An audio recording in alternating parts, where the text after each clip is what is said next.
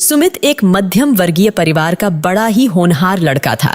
उसके गांव में कॉलेज नहीं था, इसलिए हाई स्कूल के बाद वह पढ़ने के लिए शहर आ गया था। वह जिस मकान में रह रहा था, वह मकान उसके किसी दूर के रिश्तेदार का था, जिसका किराया भी उसे नहीं देना होता था। मकान में बस केवल एक ही कमरा था, इसलिए उस मकान में सुमित के अलावे और कोई भी नहीं रहता था। सुमित जहां रह रहा था, उसके आसपास सभी घर गरीब लोगों के थे। चूंकि वह उस घर में अकेला रहता था, इसलिए खाना बनाने व कपड़े धोने से लेकर घर की साफ सफाई करने तक सारे काम उसे खुद ही करने होते थे। कुछ दिन बाद एक गरीब लड़की अपने छोटे भाई के साथ सुमित के घर पर आई।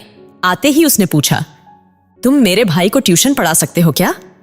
सुमित ने कुछ देर सोचा, फिर बोला, नहीं, क्योंकि मैं यहाँ पढ़ने आया हूँ, मेरे पास टाइम नहीं है, मेरी पढ़ाई डिस्टर्ब होगी।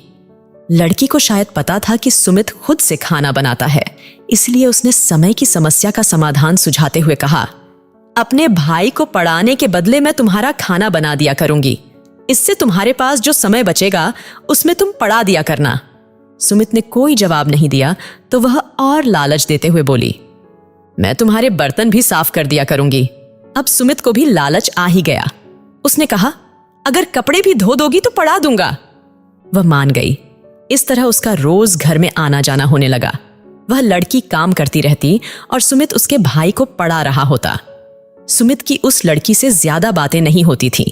उसका भाई 8वीं कक्षा में था, पढ़ने में खूब होशियार था। इस कारण उसे पढ़ाने में सुमित को ज्यादा माथापच्ची नहीं करनी पड़ती थी। कभी कभी वह लड़की सुमित के घर की सफाई भी कर दिया करती थी। वह हर काम इतने मनोयोग से करती जैसे वह उसका अपना ही घर हो। दिन गुजरने लगे। एक रोज शाम को वह सुमित के यहाँ आई तो उसके हाथ में एक बड़ी सी कुल्फी थी। उसने सुमित को जब कुल्फी दी तो उसने पूछ लिया, कहाँ से लाई हो? उसने कहा, घर से। आज बरसात हो गई तो कुल्फियां नहीं बिकी। इतना कहकर वह थोड़ा उदास हो गई।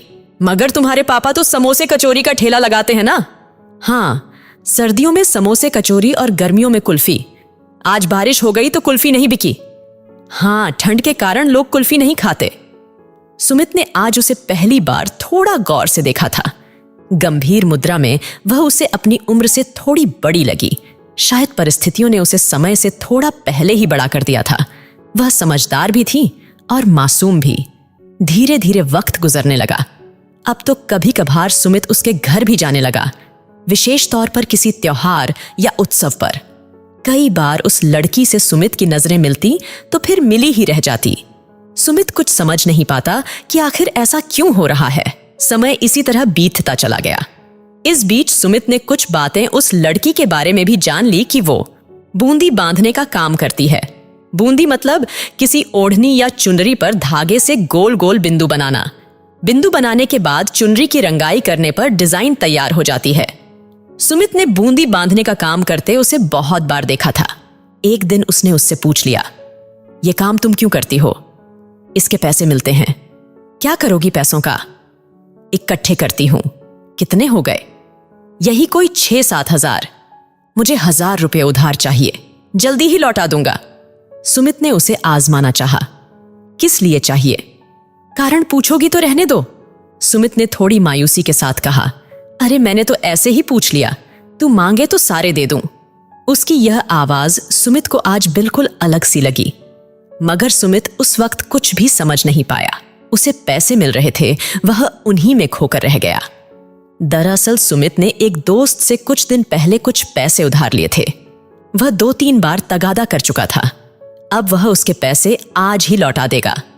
उसी को देने के लिए ही उसने लड़की से 1000 रुपये उधार मांगे थे। एक रोज सुमित को अपनी जेब में गुलाब की टूटी पंखुड़ियां मिली, मगर उस समय वह यह सोचकर रह गया कि कॉलेज के किसी दोस्त ने चुपके से डाल दी होगी। उस समय उसे प्यार वार की इतनी समझ तो थी नहीं जो वह कुछ समझ पाता। एक दिन सुमित के कॉलेज की एक लड़की दोस्त कुछ नोट्स लेने के लिए सुमित के पास आई थी। उस समय वह लड़की सुमित के घर के बाहर ही खड़ी थी। उस लड़की को देखकर वह बाहर से ही तुरंत वापस घर चली गई और फिर दूसरे दिन दोपहर में आ धमकी थी। आते ही उसने कहा, मैं कल से तुम्हारा कोई काम नहीं करूंगी। सुमित ने पूछा, क्यों? काफी देर तक तो उसने जवाब नहीं दिया, फिर ना जाने क्या सोचकर धोने के लिए उसके बिखरे कपड़े समेटने लगी। सुमित ने पूछा, कहीं जा रही हो क्या? लड़की ने कहा, नहीं, बस तुम्हारा काम नहीं करूंगी और तुम कल से मेरे भाई को भी मत पढ़ाना। अरे, तुम्हारे 1000 रुपये कल दे दूंगा, कल घर से पैसे आ रहे हैं। उसने सोचा कि शायद पैसे के लिए ही वह ऐसा कर रही है, इस कारण उसने उसे पक्का आश्वासन दे दिया। पैसे नहीं चाहिए मुझे। तो फिर? सुमित ने अपनी आंखें उसके चेहरे पर टिका रखी थी। जब उसने एक बार फिर सुमित से नजरें मिलाईं, तो सुमित को लगा कि उसकी आंखों में हजारों प्रश्न हैं, मगर वे सभी उसकी समझ से बाहर के थे। लड़की ने कोई जवाब नहीं दिया और उसके कपड़े लेकर चली गई। वह अपने घर से ही उसे धोकर लाया करती थी। दूसरे दिन वह न तो खुद उसके यहाँ आई और न उसका भाई ही वहां पढ़ने आया। सुमित ने जैसे तैसे खाना बनाया और खाकर कॉलेज चला गया, पर कॉलेज में मन नहीं लगा। वह समझ नहीं पा रहा था कि जब पैसे वाली बात नहीं है तो फिर यह लड़की ऐसे बर्ताव क्यों कर रही है। उसने बहुत सोचा, बहुत दिमाग लगाया, पर कुछ भी समझ नहीं पाया। दोपहर को वह जैसे ही कॉलेज से वापस आया तो वह सीधा उसके घर चला गया। वह जानना चाहता था कि आखिर क्या कारण है कि लड़की उसका काम क्यों नहीं करना चाहती है, जबकि अपनी ओर से उसने कभी भी उसके साथ किसी तरह का दुर्व्यवहार नहीं किया था। घर में अकेली लड़की को देखकर उसका फायदा उठाना तो दूर, वह पढ़ने पढ़ाने में इतना मशगूल रहता था कि उसने पहली बार उस लड़की को ठीक से देखा भी तो उस दिन, जिस दिन वह कुल्फी लेकर उसके घर आई थी। सुमित जब उसके घर पहुंचा तो उसे पता चला कि वह लड़की बीमार है। वह एक छप्पर में चारपाई पर अकेली लेटी थी।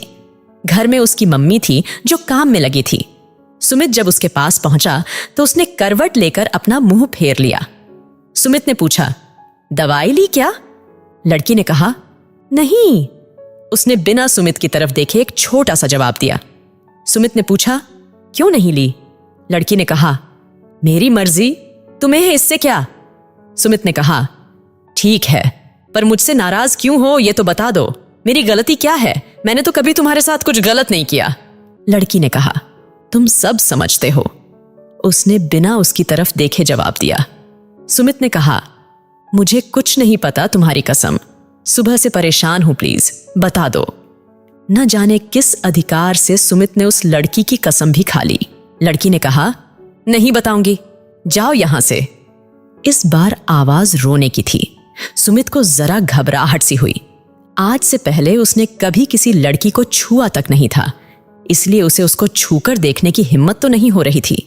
पर पता नहीं क्यों आखिर डरते डरते उसने लड़की के हाथ को जब छूकर देखा तो वह उछल कर रह गया। लड़की का हाथ बहुत ही अधिक गर्म था। सुमित ने उसकी मम्मी को पास बुलाकर उसकी बुखार के बारे में उसे बताया। फिर वे दोनों उसे हॉस्पिटल ले गए। डॉक्टर ने कुछ दवाएं दी और उसे एडमिट कर लिया। कुछ जांच वगैरह होनी थी क्योंकि शहर में 1-2 डेंगू के मामले आ चुके थे। सुमित को अब उस लड़की को लेकर कुछ चिंता सी होने लगी थी। उसकी माँ उसके पापा को बुलाने घर चली गई तो सुमित उसके पास अकेला रह गया था। बुखार जरा कम हो गया था। वह लड़की गुमसुम सी लेटी थी। वह दीवार को एकटक घूर रही थी। सुमित ने उसके चेहरे को सहलाया तो लड़की की आंखों में आंसू आ गए। उसे रोते देख सुमित की आंखें भी भीग गईं। सुमित ने भरे गले से पूछा, बताओगी नहीं? लड़की ने आंखों में आंसू लिए मुस्कुराकर कहा, अब बताने की जरूरत नहीं है। मुझे पता चल गया है कि तुम्हें मेरी परवाह है ना? सुमित के होठों से अपने आप ही एक अल्फाज निकला, बहुत। बस अब मैं यदि मर भी जाऊं तो मुझे तुमसे कोई गिला शिकवा नहीं रहेगी। उसने सुमित की हाथ को कसकर दबाते हुए कहा। उसके इस वाक्य का कोई भी जवाब सुमित की लबों से तो नहीं निकला, मगर उसकी आंखें शायद उस लड़की के जवाब को संभाल न सकीं और बेचारी बरस पड़ी। वह लड़की उठकर बैठ गई और उससे बोली, रोता क्यों है पागल? मैंने जिस दिन पहली बार तेरे लिए रोटी बनाई थी उसी दिन से मैं तुझे चाहने लगी हूं, पर एक तू था ऐसा पागल कि मेरे प्यार को समझने में इतना वक्त ले गया। फिर उसने अपने साथ उसके आंसू भी पोंछे। थोड़ी देर बाद उसके घर वाले आ गए। रात हो गई थी। उसकी हालत में कोई खास सुधार नहीं हुआ। रात तक उसकी बीमारी की रिपोर्ट आ गई। बताया गया कि उसे डेंगू है। यह जानकर सुमित का सीना किसी अज्ञात भय से जोरों से धड़ाकने लगा। लड़की को खून की कमी हो गई थी। ये महज एक संयोग था या कुछ और, पता नहीं। सुमित का खून लड़की के खून से मैच कर गया। सुमित ने जब उसे 2 बोतल खून दिया तो उसके दिल को जरा सा सुकून मिला। उस रात वह बिल्कुल अचेत सी रही। बार बार अचेत अवस्था में वह उल्टियां कर देती थी। सुमित उस रात 1 मिनट भी सो नहीं पाया। डॉक्टरों ने दूसरे दिन बताया कि रक्त में प्लेटलेट्स की संख्या तेजी से कम हो रही है, उसे और खून देना होगा। डेंगू का वायरस खून का थक्का बनाने वाली प्लेटलेट्स पर हमला करता है।